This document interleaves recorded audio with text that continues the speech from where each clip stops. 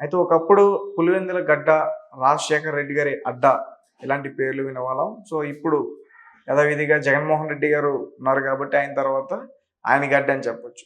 మరి అలాంటి గడ్డ పైన పులివెందుల్లో ఈసారి జగన్‌ని ఓడించడానికి చాలా విశ్వ ప్రయత్నాలు చేస్తున్నారు. మరి ఈసారి ఖచ్చితంగా పులివెందుల్లో ఓడిపోతారని చెప్పేసి బుద్ధ వెంకన్న గారు అంటున్నారు. సో, మీరేమంటారు? ఇప్పుడు బుద్ధ వెంకన్న గారు అన్నారా, ఇంకొకళ్ళు అన్నారనేది మనం పక్కన పెడదామండి. వాస్తవ పరిస్థితులు చర్చిద్దాం. ఇప్పుడు మీరు అన్నట్టు ఒకప్పుడు రాజశేఖర్ రెడ్డి గారి మరణం ముందు, మరణం తర్వాత అనేది అక్కడ వాళ్ళ పరిస్థితి, ఫ్యామిలీ కుటుంబ పరిస్థితి తయారైంది. రాజశేఖర్ రెడ్డి గారి మరణం ముందు మీరు అన్నట్టు పులివెందుల అంటే రాజశేఖర్ రెడ్డి గారి అడ్డా, లేకపోతే వాళ్ళ ఫ్యామిలీకి ఒక ప్రతిష్ట ఉండేది. రాజశేఖర్ రెడ్డి గారు మరణం తర్వాత జరిగిన పరిణామాలు, ముఖ్యంగా వివేకానంద రెడ్డి గారి హత్య తర్వాత ఆ కుటుంబ ప్రతిష్ట బాటం అంటే అతి కనిష్ట స్థాయికి పడిపోయింది. అసలు ఆ కుటుంబం పట్ల ఒక ఏహ్య భావం ఏర్పడింది. గతంలో ఎంత పేరు ప్రతిష్టలు ఉండేయో, ఒక కుటుంబ సభ్యుడిని చంపేశారు. వాళ్ళు ఎంత కోల్డ్ బ్లడెడ్ మర్డర్గా చంపారంటే, పని ఏమన్నా కక్షలో కార్పణ్యాలతో చంపారా అంటే ఆయన్ని అతి క్రూరంగా, అతి దారుణంగా, ఆయన నిద్రపోతున్న టైంలో ఇంట్లోకి ప్రవేశించి నానా రకాల హింసలు పెట్టి చంపారు. అంగుళం నరికి అది ఏదన్నా ఫ్యాక్షన్లో ఒక నాయకుడిని చంపేశారంటే ఆవేశాల్లో చనిపోయారంటే అది వేరే మాట. అదే రాజారెడ్డి గారు, రాజశేఖర రెడ్డి గారు తండ్రిని ఆ ప్రత్యర్థి వర్గం వాళ్ళు నరికేశారు. అంతకుముందు రాజశేఖర రెడ్డి గారు కూడా అనేక ఫ్యాక్షన్ హత్యల్లో ఆయన పాత్రధారి, ఆయనకి అదే అలవాటే. అది పెద్ద ఎవరు బాధపడలా, వాళ్ళ కుటుంబం కూడా బాధపడలా. ఎందుకు బాధపడలేదంటే ఇక మనం కూడా అంతకుముందు కొన్ని చేసి ఉంటాం, దానికి ప్రతిఫలంగా ఇది జరిగిపోయింది. ఆయన చంపిన వాళ్ళు బయట వాళ్ళు, ప్రత్యర్థులు చంపటం పెద్ద విషయం కాదు, మనం పెద్ద బాధపడం. కుటుంబ సభ్యులే చంపటం అనేది చాలా బాధాకరమైన విషయం. ఆ ప్రాంతంలో ప్రజలు కూడా అది దిగమింగలేని విషయంగా మారింది. తర్వాత సునీత్ గారికి కూడా వాళ్ళు ఎవరు కూడా సపోర్ట్ ఇవ్వాల. సునీతనే హత్య నేరస్తురాలుగా చిత్రించే ప్రయత్నం చేశారు. పరిటాల సునీత కాదండి, డాక్టర్గా సునీత. అంటే వివేకానంద రెడ్డి గారి కుమార్తెనే ఈ హత్య కేసులో ముద్దాయిగా సాక్షి టీవీ ఛానల్స్ ప్రచారం చేసింది, మిగిలిన ఏ పేపర్లు చేయలేదండి. జగన్మోహన్ రెడ్డి గారి పత్రికలే ప్రచారం చేసినాయి, టీవీలు ప్రచారం చేసినాయి. వాళ్ళ హస్బెండ్, ఆయన పేరు కూడా రాజశేఖర్ రెడ్డి అనుకుంటా, అమ్మాయి సునీత్ గారి హస్బెండ్ వివేకానంద రెడ్డి గారు అల్లుడు, సొంత బావమరిది. అంటే నేను ఎందుకు చెబుతున్నానంటే, ఇది ప్రతిష్ట అనేది పెంచుకుంటే పెరుగుతుంది, తగ్గించుకుంటే తగ్గిపోద్దండి. ఇప్పుడు ఆ రోజున ఎప్పుడైతే వివేకానంద రెడ్డి గారు హత్యకు గురయ్యాడో సొంత ఇంట్లోనే, మీరు అన్న మాట అది గాలి కొట్టుకుపోయినట్టే కదా. పులివెందుల గడ్డ, రాజశేఖర్ రెడ్డి అడ్డ అనేది వాళ్ళ సొంత ఇంట్లోకి ఒక సింహాన్ని దాని గుహలోకి వెళ్ళి చంపాడంటే ఇక సింహం వాల్యూ ఏముంది? ఇంకా దాని సొంత గుహలో అది పడుకుంది, అక్కడే చంపేశారంటే సింహానికి మించినాడనే కదా. ఇప్పుడు ఆయన్ని సొంత ఇంట్లో, వాళ్ళ సొంత స్ట్రీట్లో చంపేశారు. వాళ్ళ అడ్డాలోకి ఎవడో కన్నెత్తి కూడా చూడలేరు, వీళ్ళ భవనాలంక కానీ వీళ్ళ వీధిలోకి కానీ. మరి అట్లాంటిది మరి అక్కడ అడ్డ మీద చంపేటప్పుడు వాళ్ళ ఫ్యామిలీ ప్రతిష్ట ఏమైంది? పోని జగన్మోహన్ రెడ్డి గారు దాన్ని ఒక తీవ్రమైన విషయంగా తీసుకుని, నా సొంత బాబాయిని చంపినాడు ఎవడైనా సరే వాడి ఉరిశిక్ష పడేరాక నేను ఊరుకోనని శబ్దం చేసి దాన్ని ఏమైనా ఫాలో అప్ చేశాడా? ఇప్పుడు ఆయన ఇమీడియట్గా చీఫ్ మినిస్టర్గా చంద్రబాబు నాయుడు గారి మీద కేసు పెట్టాడా? ఎందుకు పెట్టలేదు? ఆయన చేతిలో పోలీసు ఉంది, సిఐడి ఉంది, అయితే సిబిఐ కూడా చేతిలో ఉంది.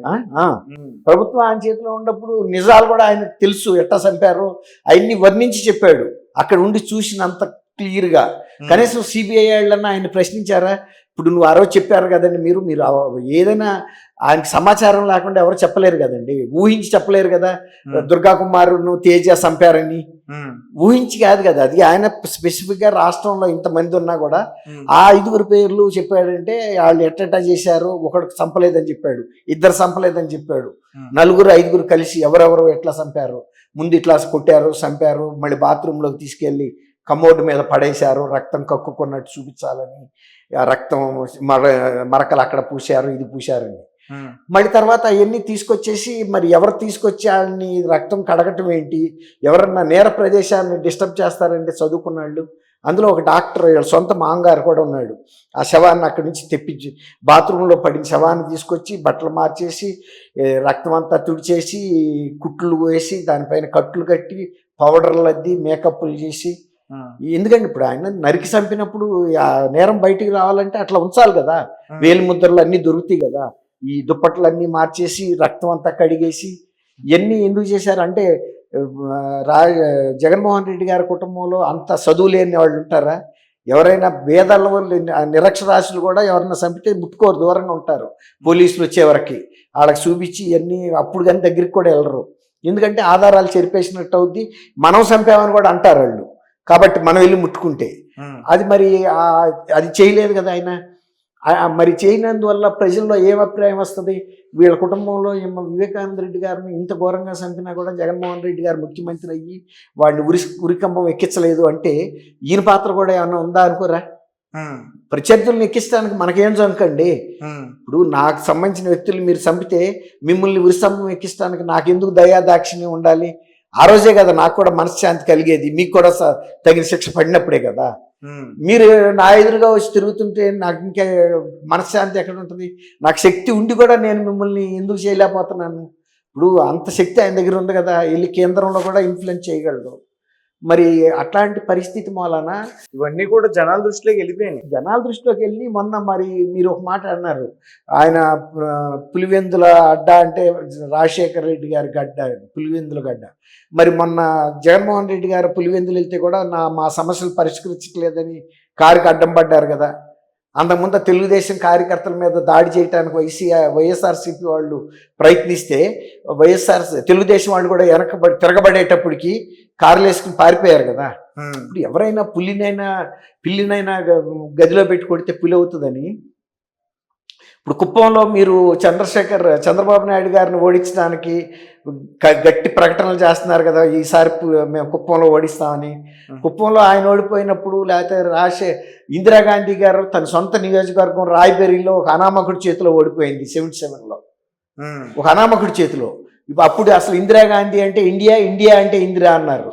అలాంటి జాతీయ అంతర్జాతీయ స్థాయి నాయకురాలు సొంత నియోజకవర్గం, అంతకన్నా గొప్ప ఫ్యామిలీ రాజశేఖర రెడ్డి గారిది పులివెందుల వాళ్ళ సొంత గడ్డ అంటానికి. సొంత గడ్డ మీద బాబాయిని చంపితే ఎవడేం చేయలేకపోయారు కదా. ఆ రోజే వాళ్ళ ఫ్యామిలీ ఇది పోలేదా, ప్రతిష్ట పోలేదా?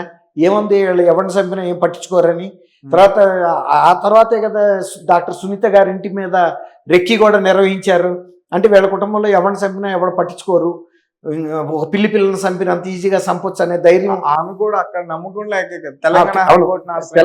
అవును, ఆంధ్రప్రదేశ్ పోలీసుల మీద ముఖ్యమంత్రి మీద నమ్మకం లేకే కేసులు కూడా ఇక్కడికి ట్రాన్స్ఫర్ చేయించుకున్నారు గౌరవ సుప్రీంకోర్టు ఆదేశాలతో.